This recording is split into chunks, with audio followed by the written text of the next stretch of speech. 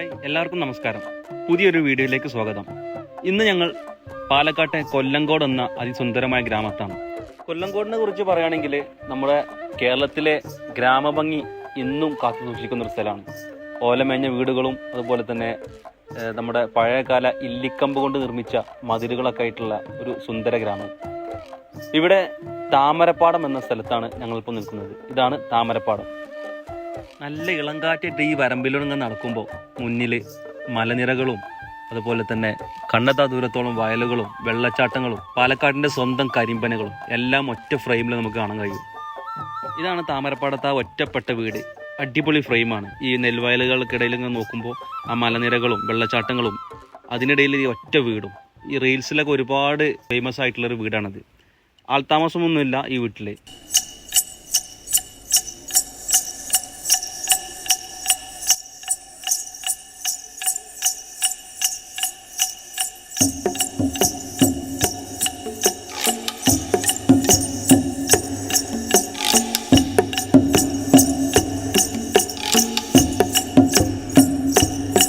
അങ്ങനെ ഞാൻ എൻ്റെ സുഹൃത്ത് സാഹിറും കൂടി കുറച്ച് ദൂരം വരമ്പിലൂടെ നടക്കുമ്പോൾ, ഈ വയൽ വരമ്പിലൂടെ നടന്നു പോയപ്പോൾ അവിടെ ഒരു പുതുതായി ആരംഭിച്ച ഒരു ടൂറിസം പദ്ധതി, അതായത് അവിടുത്തെ നാട്ടുകാരോ തുടങ്ങി വെച്ചൊരു ടൂറിസം പദ്ധതിയാണ്. അപ്പോൾ 30 രൂപയുടെ ടിക്കറ്റ് എടുത്ത് കഴിഞ്ഞാൽ നമുക്ക് അതിനുള്ളിൽ പ്രവേശിക്കാം. ഫ്രെയിമുകൾ, അതായത് ഫോട്ടോ ഫ്രെയിമുകളായിട്ടുള്ള കുറച്ച് സ്ഥലങ്ങളാണ്. അവരായിട്ട് നിർമ്മിച്ച ഓലപ്പുരകളും കാര്യങ്ങളൊക്കെ ആയിട്ടുള്ള ഒരു അടിപൊളി ഫോട്ടോ പോയിന്റ്. ഒരു നാടൻ ഫ്ലവർ ഷോ എന്ന രീതിയിലാണ് അവർ ചെയ്തിട്ടുള്ളത്. ഫ്ലവറുകൾ അത്രത്തോളം ഇല്ലെങ്കിലും മല്ലികപ്പാടങ്ങളാണ് കൂടുതൽ, മല്ലികപ്പൂകൾ മാത്രം. പക്ഷേ അടിപൊളി ഫ്രെയിമുകളാണ്. ഫോട്ടോസും അതുപോലെ തന്നെ കല്യാണ വീഡിയോസൊക്കെ എടുക്കാൻ പറ്റിയ കിടിലം സ്ഥലം.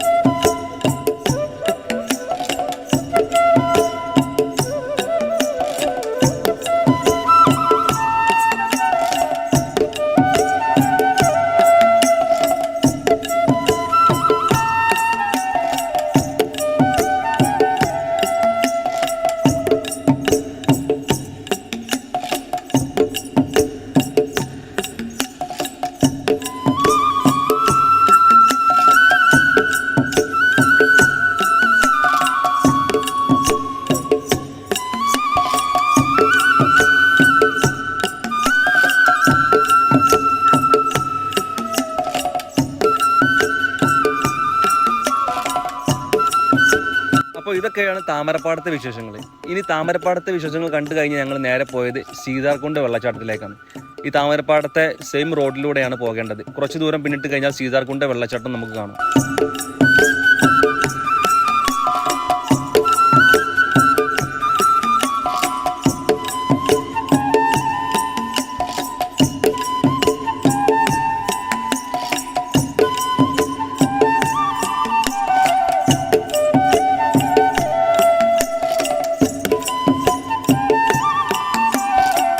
അങ്ങനെ ഞങ്ങൾ സീതാർകുണ്ട് വെള്ളച്ചാട്ടത്തിലെത്തി. ഇവിടെ കേരള വനം വന്യജീവി വകുപ്പിന്റെ മുന്നറിയിപ്പ് ബോർഡൊക്കെ ഉണ്ട്. അപ്പോൾ ആ മുന്നറിയിപ്പുകളൊക്കെ നമ്മൾ അനുസരിക്കണം. കാരണം ഇത് അപകടം പിടിച്ച സ്ഥലമാണ്, മലവെള്ളമാണ്. ഏത് സമയത്താണ് കൂടുതൽ വരുന്നതെന്ന് പറയാൻ പറ്റില്ല. അപ്പോൾ അങ്ങോട്ട് ഇറങ്ങുന്നതൊക്കെ അവർ സ്റ്റോപ്പാക്കിയിട്ടുണ്ട്.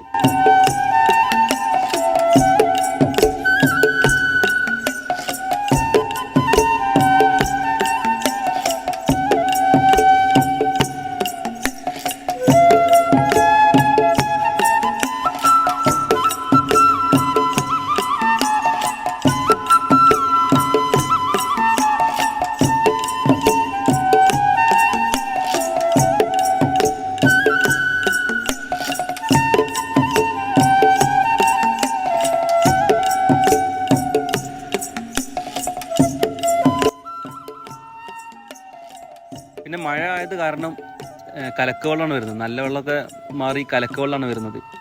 പിന്നെ ഞങ്ങൾ കുറച്ച് നേരം മാത്രമേ അവിടെ നിന്നിട്ടുള്ളൂ. കുറച്ച് നേരം നിന്ന് ഞങ്ങൾ അവിടെ നിന്ന് അടുത്ത സ്പോട്ടായിട്ടുള്ള കൊല്ലങ്കോടിൻ്റെ തന്നെ വളരെ ഫേമസ് ആയിട്ടുള്ള ചെല്ലഞ്ചേട്ടൻ്റെ ചായക്കടയിലേക്കാണ് പോയത്.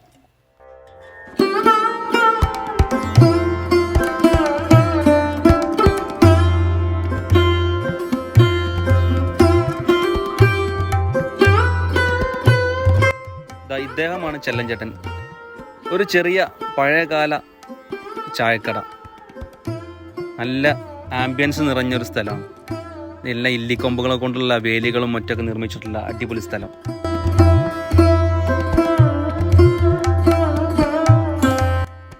തിരക്കൊന്നുമില്ല. ഞങ്ങളെപ്പോലത്തുള്ള ഒരുപാട് ടൂറിസ്റ്റുകൾ അവിടെ വന്ന് ചായ കുടിക്കുന്നുണ്ട്. ഇത് ഫോട്ടോസും വീഡിയോസൊക്കെ എടുക്കുന്നുണ്ട്. അങ്ങനെ ഞാനും സുഹൃത്ത് സായറും കൂടി ഓരോ ചായയും നല്ല മൊരിഞ്ഞ പരിപ്പ് വടയും നല്ല ടേസ്റ്റ് ഉണ്ടായിരുന്നു കേട്ടോ. പരിപ്പ് വടയും ചായയൊക്കെ കഴിച്ച് ഞങ്ങൾ അടുത്ത സ്പോട്ടിലേക്ക് പോയി. ചെല്ലഞ്ചേട്ടൻ്റെ ചായക്കടക്കരികിലൂടെ ഒരു റോഡുണ്ട് വലതുഭാഗത്തേക്ക്.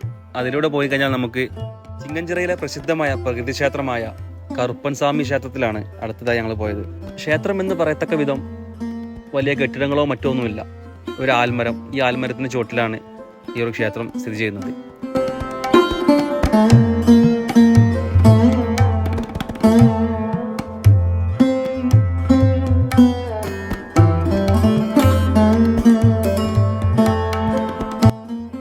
പ്രത്യേക വിശ്വാസം എന്ന് പറഞ്ഞു കഴിഞ്ഞാൽ നമുക്ക് കാര്യസാധ്യത്തിന് വേണ്ടിയിട്ടുള്ള ഒരു വിശ്വാസമാണ്.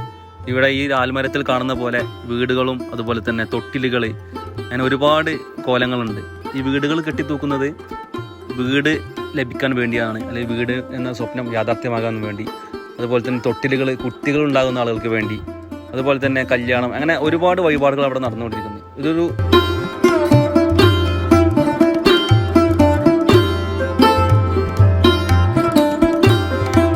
കറുപ്പസ്വാമി ക്ഷേത്രം കൂടി കണ്ട് ഞങ്ങൾ കൊല്ലങ്കോട്ടെ കാഴ്ചകൾ അവസാനിപ്പിച്ചു.